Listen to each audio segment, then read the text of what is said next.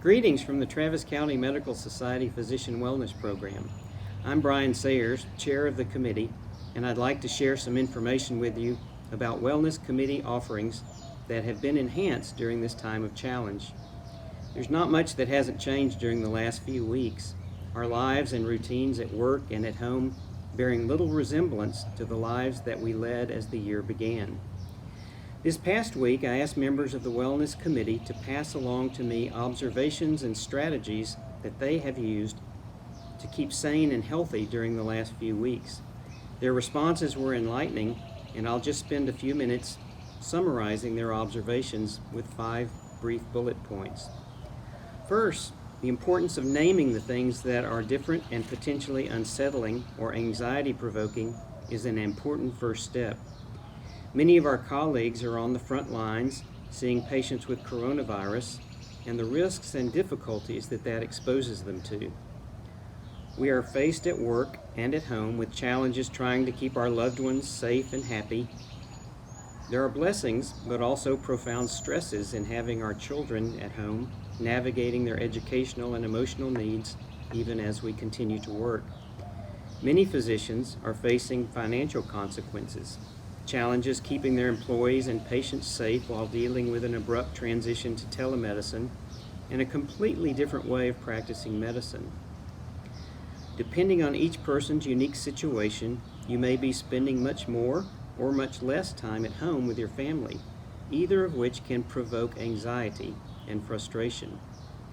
We are separated from some of our family and friends, and there may be loneliness for some. There is a certain fear and anxiety that is here that can disturb us as well. Naming these things and other things that weigh on our minds, whether we recognize them or not, is important. It's critically important to set aside time for reflection.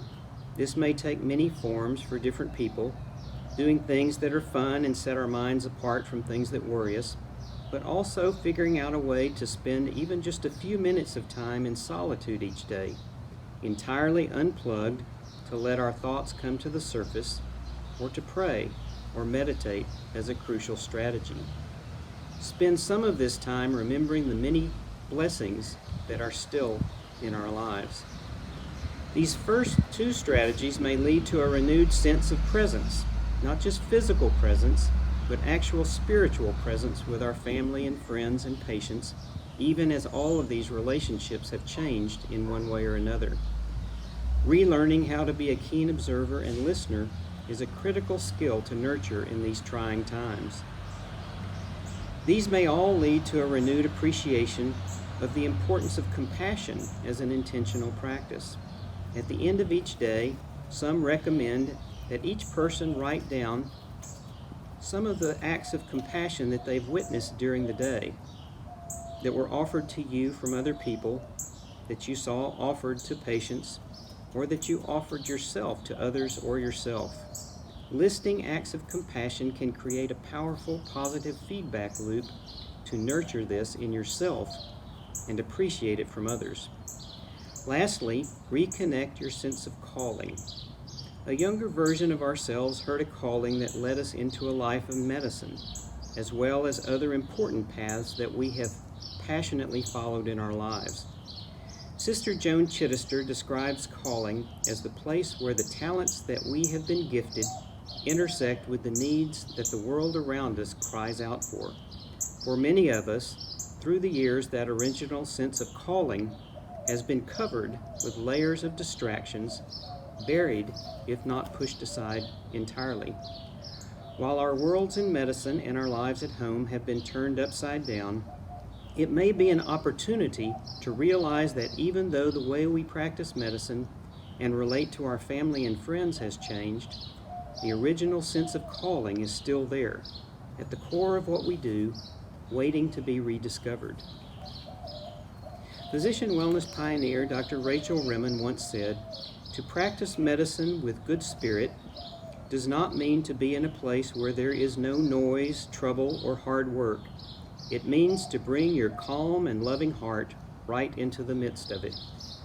As we go forward into the uncertainty of the weeks ahead, we have the opportunity to connect with friends, family, and patients in new ways, and along with that, an opportunity to reconnect with ourselves, offering ourselves patience and compassion as well.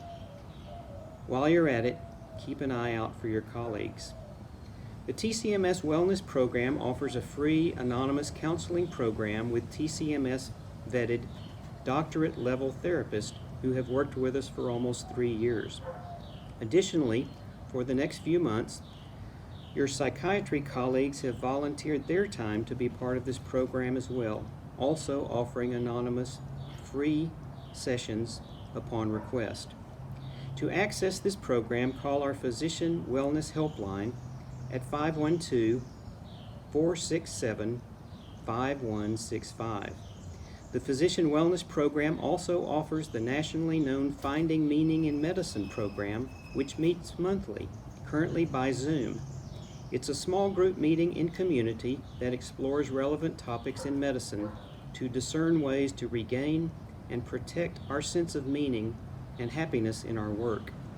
To explore these and other offerings of your wellness program, visit the wellness pages on our website, tcms.com. Stay safe.